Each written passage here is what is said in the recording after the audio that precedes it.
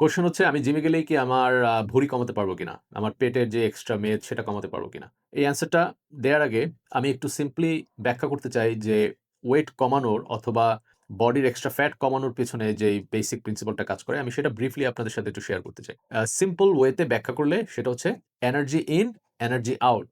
Let's say energy in হচ্ছে ২০০০ calories but energy out হচ্ছে ২৫০০ calorie. So energy আউটটা হচ্ছে আমাদের বডির আম রিকোয়ার্ড এনার্জি আমাদেরকে বাঁচিয়ে রাখার জন্য যেই প্রয়োজনীয় এনার্জিটা দরকার হয় সেটা হচ্ছে ২৫০০ ক্যালোরি। সো আমরা খাবার থেকে পাচ্ছি প্রত্যেকদিন ২০০০ ক্যালোরিজ। সো প্রয়োজন হচ্ছে আমার ২৫০০ ক্যালোরিজ বাট আমরা ইনটেক করতেছি খাবার থেকে অনলি ২০০০ ক্যালোরিজ। সো এখানে একটা গ্যাপ থেকে যাচ্ছে ৫০০ ক্যালোরির গ্যাপ। যেই গ্যাপটা আমাদের শরীর অন্য কোনো একভাবে তার পূরণ করতে হবে। আমাদের বডি সেই ৫০০ ক্যালোরি ঘাটতিটা পূরণ করার জন্য আমাদের বডিতে যেই ফ্যাট সেলগুলো আছে, ইভেন সুগার মলিকিউলগুলো আছে এগুলোকে ব্রেক ডাউন করে এগুলো থেকে এনার্জিটা নিয়ে ওই ঘাটতিটা পূরণ করে। একটা নির্দিষ্ট সময়ের উপর যখন এই প্রসেসটা কন্টিনিউ করে তখন আমাদের বডির যে এক্সট্রা ফ্যাট আছে সেই ফ্যাটটা লুজ হয়। এটা হচ্ছে ফ্যাট লুজ করার সবচেয়ে সিম্পল এবং বেসিক একটা প্রিন্সিপল। যতক্ষণ পর্যন্ত না আমাদের বডি ক্যালোরি ডেফিসিটে থাকবে ততক্ষণ পর্যন্ত আমাদের বডি কোনো ওয়েট লুজ করতে পারবে না। কারণ যেই এনার্জিটা আমাদের বডির প্রয়োজন ২৫০০ ক্যালোরিজ এবং সেই সেম পরিমাণের এনার্জিটাই যদি আমরা আমাদের বডিতে দিচ্ছি খাবারের মাধ্যমে ২৫০০ ক্যালোরিজ তাহলে সেখানে কোনো ডেফিসিট থাকতেছে না।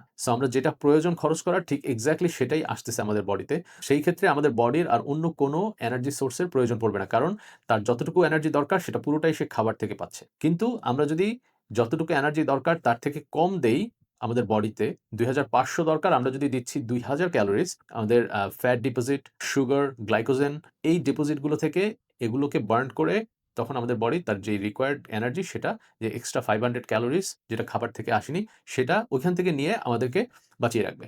সো সিমিলারলি আমাদের বডির যদি প্রয়োজন হয় ২৫০০ ক্যালোরি আমাদেরকে বাঁচিয়ে রাখার জন্য, কিন্তু আমরা সামহাউ আমাদের বডিকে দিচ্ছি ৩০০০ ক্যালোরি। তো সেক্ষেত্রে আমরা এক্সট্রা 500 ক্যালোরিজ দিচ্ছি আমাদের বডিতে, যা দরকার তার থেকে এক্সট্রা 500 ক্যালোরি আসতেছে। তখন আমাদের বডি সেই এক্সট্রা 500 ক্যালোরি কি করবে? দুর্দিনের জন্য চিন্তা করে আমাদের বডি তখন স্মার্ট ওয়েতে একটা সেভিং অ্যাকাউন্ট ওপেন করে সেই সেভিং অ্যাকাউন্টে এক্সট্রা 500 ক্যালোরিজ রাখবে। আমরা যদি কন্টিনিউ আমাদের বডিতে রিকোয়ারমেন্টের থেকে এক্সট্রা ক্যালোরি প্রোভাইড করতে থাকি এবং তখনই আমরা ওভারওয়েট হই, ওবিস হই এবং আমাদের বডির স্থূলতা দেখা দেয় এবং এর সাথে, সাথে বিভিন্ন ধরনের ক্রনিক ডিজিজগুলো আমাদের লাইফে চলে আসে। সো আমরা যদি ওয়েট লুজ করতে চাই এবং হেলথি হতে চাই, সবসময় খেয়াল রাখতে হবে আমাদের বডির যেই রিকোয়ার্ড এনার্জি অ্যামাউন্ট তার থেকে আমাদের সবসময় কম এনার্জি আমাদের বডিকে দিতে হবে যাতে করে আমাদের বডি এক্সট্রা এনার্জিটা নেওয়ার জন্য আমাদের ফ্যাট বার্ন করা শুরু করে। যারা একটু রোগা, হ্যাংলা পাতলা, চিকন, যাদের জন্য ওয়েট গেইন করা ডিফিকাল্ট তাদের এক্সট্রা ক্যালোরি নিতে হবে। রিকোয়ার্ড মেইনটেন্যান্স ক্যালোরির যে অ্যামাউন্টটা লেটস সে এটা হচ্ছে 2500 ক্যালোরিজ পার ডে।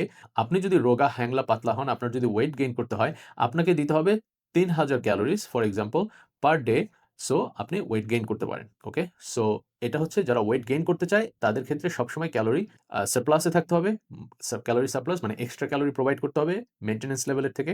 আর যাদের ওয়েট লুজ করতে হয় তাদেরকে ক্যালোরি ডেফিসিটে থাকতে হবে মেইনটেন্যান্স ক্যালোরি থেকে। এটা হচ্ছে ওয়েট লুজ করার সিম্পল একটা প্রিন্সিপল। এখন আসি জিমে এটার ভূমিকা কি? জিমে এসে আপনি ৩০ মিনিট, ৪৫ মিনিট, ১ ঘন্টা এক্সারসাইজ করলেন। এতে করে হয়তো আপনি ২০০, ৩০০, ৪০০ ক্যালোরি হয়তো বার্ন করলেন। এই ক্যালোরিটা আপনি যদি একটা আইসক্রিম অথবা একটা স্লাইস পিজ্জা অথবা যদি একটা স্যান্ডউইচ অথবা আপনি একটা ১ স্লাইস কেক যদি খেয়ে ফেলেন তাহলে এই ৪০০ ক্যালোরি, ৩৫০ ক্যালোরি এটা আপনার কভার হয়ে গেল। তার মানে হচ্ছে কারো যদি গোল থাকে ওয়েট লুজ করা, জিমে এসে তার পক্ষে ওয়েট লুজ করা অনেক ডিফিকাল্ট। ক্যালোরি ডেফিসিয়েন্সির যে প্রিন্সিপলটা আপনাদের সাথে একটু আগে আলোচনা করলাম, তাতেই আপনারা বুঝতে পারতেছেন আপনাদের বডির ওয়েটের সাথে আপনাদের ডেইলি ক্যালোরি ইনটেক তার মানে আপনাদের ডেইলি ফুড ইনটেকের সম্পর্কটা কতটা গভীর। জিমে এসে আপনি এক্সারসাইজ করতে পারেন, সেই এক্সারসাইজ সেশনের আপনি অনেক ধরনের বেনিফিট পাবেন। আপনি মাসকুলার গেইন হবে, আপনি মাস গেইন করতে পারবেন, আপনার মোবিলিটি বাড়বে, আপনি স্ট্রেংথ বাড়বে, আপনার ওভারঅল একটা হ্যাপি এবং হেলথি লাইফ আপনার লিড করতে হেল্প করবে। কিন্তু এটা ডিরেক্টলি আপনাকে ওয়েট লুজ করার ক্ষেত্রে হেল্প করবে না। বেশিরভাগ সময় মানুষ যেটা বলে, "ও আমার পেট বেড়ে গেছে, আমার ভুঁড়ি হয়ে গেছে, সো আমি এখন জিমে জয়েন করব। জিমে জয়েন করে আমি আমার ভুঁড়িটা কমাবো।" এটা অ্যাবসোলিউটলি একটা রং কনসেপ্ট। কারণ জিমে জয়েন করার সাথে আপনার ভুঁড়ি কমানোর অথবা ওয়েট কমানোর কোনো সম্পর্ক নেই। আপনি যদি জিমে এসে ভাবেন যে আপনি জিমে ২-৩ মাস ওয়ার্কআউট করলেই আপনার ওয়েট কমে যাবে এবং বাইরের লাইফস্টাইলে আপনি কোনো পরিবর্তন আনতেছেন না। আগে যেভাবে আপনার খাওয়া-দাওয়া ছিল, যে রেস্ট ছিল, ঘুমের স্কেডিউল ছিল সব সেভাবেই আছে।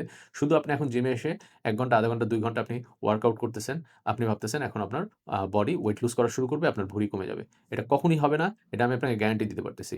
জিমে আসার সাথে ভুঁড়ি কমানো, ওয়েট লুজ করার ডিরেক্ট কোনো রিলেশনশিপ নাই। ইনডাইরেক্ট কিছু রিলেশনশিপ আছে কিন্তু ডিরেক্ট কোনো রিলেশনশিপ নাই। আপনার হেলথি ডায়েট, আপনার হেলথি লাইফস্টাইল, আপনার হেলথি ঘুমের schedule, আপনার স্ট্রেস ম্যানেজমেন্ট, এই জিনিসগুলো হচ্ছে ডিরেক্টলি আপনার বডির এক্সট্রা ওয়েটটাকে রেগুলেট করে। আপনার বডি কতটা ফ্যাট জমা রাখবে আপনার বডির ভিতরে, এটা ডিরেক্টলি নির্ধারণ করবে আপনার ডায়েটটা কত হেলথি, আপনার ঘুমের schedule কত হেলথি এবং আপনার স্ট্রেস কিভাবে আপনি ম্যানেজ করতেছেন এভরিডে। জিমে এসে যে ওয়ার্কআউট করবেন বা যে এক্সারসাইজ করবেন আপনি half an hour, 45 minutes, 1 hour অথবা 2 আওয়ার্স, সেটার কোনো ডিরেক্ট রেজাল্ট আপনি ফ্যাট লসের ক্ষেত্রে পাবেন না। এবং আপনি হয়তো বলবেন, "ও আমি কার্ডিও করব ১ ঘন্টা, আমি কার্ডিও করব ২ ঘন্টা।" সেখানেও আপনি খুব একটা হেল্প পাবেন না। আপনি যদি ডায়েট, লাইফস্টাইল যদি আপনি ঠিক না করেন, হেলথি না করেন, আপনি যত যাই করেন জিমে এসে কখনোই আপনি আপনার গোল, ওয়েট লুজ করার যে গোল সেটা অ্যাচিভ করতে পারবেন না। এজন্য একটা কথা বলে যে, "you can never outrun your bad diet." এটার মানে হচ্ছে আপনি যতই দৌড়ান এবং যতই এক্সারসাইজ করেন, আপনি কখনো আপনার যে একটা ব্যাড ডায়েট, ব্যাড লাইফস্টাইল, এটাকে কখনো আপনি ওভারকাম করে আপনার ওয়েট লুজ করার যে গোল সেটা অ্যাচিভ করতে পারবেন না। ওই ডায়েটের সাথে আমি লাইফস্টাইলটাকেও জুড়ে দিলাম। জিমে আসতে পারেন, অন্যান্য আরো অনেক বেনিফিট আছে জিমে আসার সাথে, জিমে এসে এক্সারসাইজ করার সাথে,